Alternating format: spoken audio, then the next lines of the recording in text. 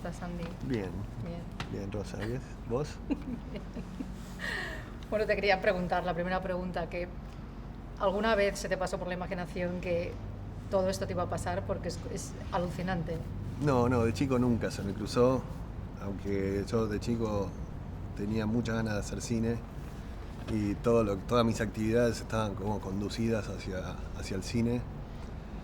Eh, no, nunca me imaginé que iba a llegar a este punto. En mis sueños más salvajes, quizá hacer una película, en donde sea, era mi objetivo.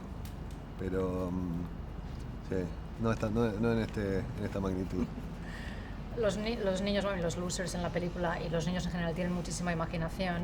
¿Tú crees que a medida que nos vamos haciendo mayores, la imaginación se va perdiendo o va como cambiando? Se va perdiendo, definitivamente. Y es una condición natural, digamos, del ser humano, me parece. Y es un poco el tema de lo que habla Stephen King en su libro, es el fin de la infancia. Y el fin de la infancia implica la pérdida de un montón de cosas bellas, tesoros que tiene la infancia, como el poder de imaginación, el poder de creer en cosas que no existen. Y creo que en una capa más profunda está hablando de la condición de artista, ¿no?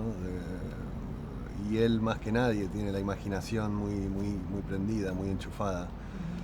Y creo que él, hablando de la infancia y de los tesoros de la infancia, está también hablando de lo importante que es tener al niño adentro durante toda tu vida, porque necesitas ese nivel de imaginación, ¿no? Para crear, para seguir creando. Tú obviamente eras fan de Stephen King de quinceañero, de pequeño, leyendo sus libros. Veo, desde que te conozco, que tienes una especie como de vínculo con con el terror, que parece que te...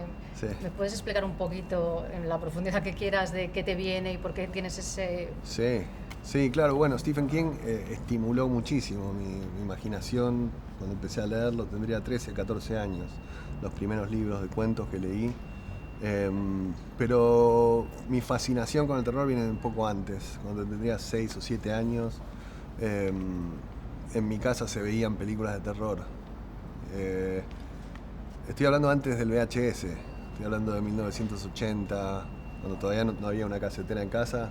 Todos los sábados a la noche había un ciclo de películas de terror. ¿Terrores favoritos? No, en Argentina era Viaje a lo Inesperado. Era un ciclo conducido por Narciso Ibáñez Menta, el papá de Chicho. El padre de Chicho Ibáñez Serrador. Sí, que era una figura, o sea, era una figura muy respetada, era un actor, personajes y de horror, muy conocido en Argentina, y presentaba películas clásicos del terror, películas más modernas, y esa fue mi primera experiencia con las películas de terror, y me dejaron un impacto muy grande. Y sí, por supuesto, me asusté mucho viendo ciertas películas, pero al mismo tiempo desarrollé esa adicción por volver a sentir esas emociones. Sí. A mí me pasó algo similar porque mi padre era muy aficionado también al cine de terror. ¿Ah, sí? Y desde los 5 años empezamos a ver El Exorcista. Como si nada. Sí, como si nada. Claro, y mi hermana y yo éramos como, a veces sale una película de terror, ahí que estábamos las dos. Y es verdad que te afecta, de niño te afecta. Te afecta, te puede afectar bien o bien te puede afectar mal. A mí me afectó bien, porque todavía hice una carrera basada en esa devoción. Sí. Tú eres argentino y has vivido tiempo en España.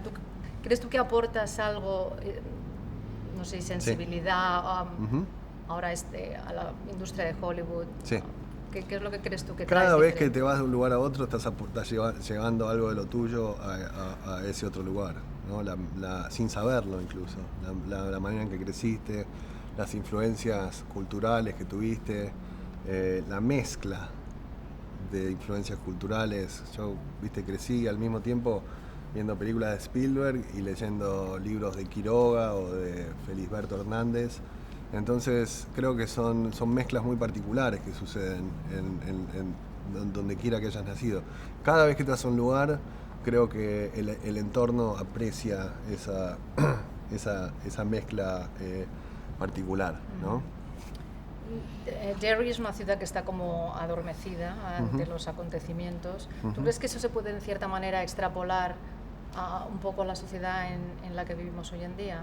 Que la gente a veces está como... Para empezar de nuevo, porque me quedé pensando en Felisberto Hernández, soy un tarado, perdón. No, que Derry es una ciudad que está adormecida ante lo que está pasando ahí. Sí. Y te preguntaba si se puede extrapolar un poco a lo que pasa en la sociedad. 100%, y ahora más que nunca. Yo creo que pasó siempre.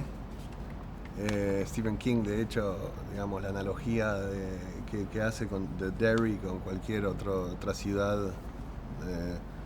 donde hay un régimen tan, digamos, distractivo y capitalista, por decirlo de alguna manera, sabe lo que está haciendo, y ahora más que nunca, creo. Hay como los gobiernos de los países más poderosos están haciendo cosas terribles en cuanto a utilizar el miedo como herramienta para dividir y enfrentarnos a nosotros y finalmente conquistar y salirse con la suya, con sus agendas personales y de enriquecimiento. Es terrible lo que está pasando. El concepto de losers en la película, así es como lo interpreto yo, es ser guay, está fenomenal ser un loser. ¿Tú crees que eso quizás yo lo veo como como un mensaje muy positivo hacia los niños de hoy en día, que son cada niño tiene como sus cositas pero están súper unidos y son buena gente? ¿Tú crees que esto va a ayudar un poco a los niños que a lo mejor les hacen bullying o algo para que se sientan más fuertes? Sí, esta creo que es una película que el éxito que ha tenido en una generación es indudable. La generación de chicos que ahora tienen 14, 15 años, se supone que no la pueden ver a la película, pero igual encuentran la manera de verla, pues es una historia que habla de ellos como personajes, es una historia que habla de la soledad y es una historia que habla de la soledad que implica ser diferente y de la marginación y del bullying, como vos decías, y me parece que es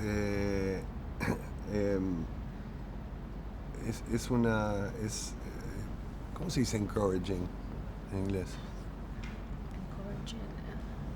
Como que es una película alentadora para toda esta gente, cualquiera que haya sufrido bullying o se sienta o haya sido abusado.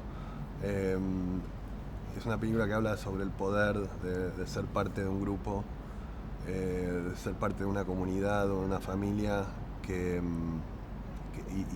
es un poder sanador al final, y que al final uno accede al poder, accede a tener un poder por sobre los demás cuando sos parte de un grupo.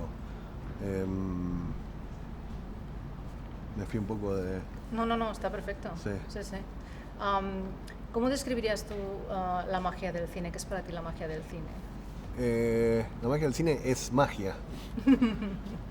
Yo la sentí por primera vez a los 4 años. Me llevaron al autocine a ver Encuentros Cercanos del tercer tipo, o de la tercera fase, como en España. Y la absorbí, y la sentí por primera vez. Es uno de mis primeros recuerdos de toda mi vida. Y algo pasó ahí. Porque a partir de ahí siempre me vi como muy atraído al cine y a la magia del cine sobre todo. Y ya estás metido completamente en la maquinaria de Hollywood. ¿Tienes de todas maneras interés en hacer a lo mejor algo más pequeñito de vez en cuando? ¿O? Sí, porque lo mío va por contar historias que emocionen, más que nada. Yo no hago películas solamente para hacer grandes espectáculos o blockbusters o romper la taquilla. Lo mío pasa por hacer películas que emocionen, que la gente se sienta identificada y que sienta sensaciones, emociones y sobre todo en general que sea una sensación gratificante al final. Así que eso no se puede. Películas como esa no tienen que tener gran presupuesto o chico. Tienen que tener un corazón. Y Y cada vez más me veo más atraído a volver a escribir mis propias historias. Obviamente It fue un vehículo perfecto para hacer una película de gran impacto emocional, pero con un gran presupuesto. Pero no tiene que ser un gran presupuesto para darle un corazón a una película, que puede ser de género o no. Pues con el corazón nos quedamos, ya no tenemos más tiempo.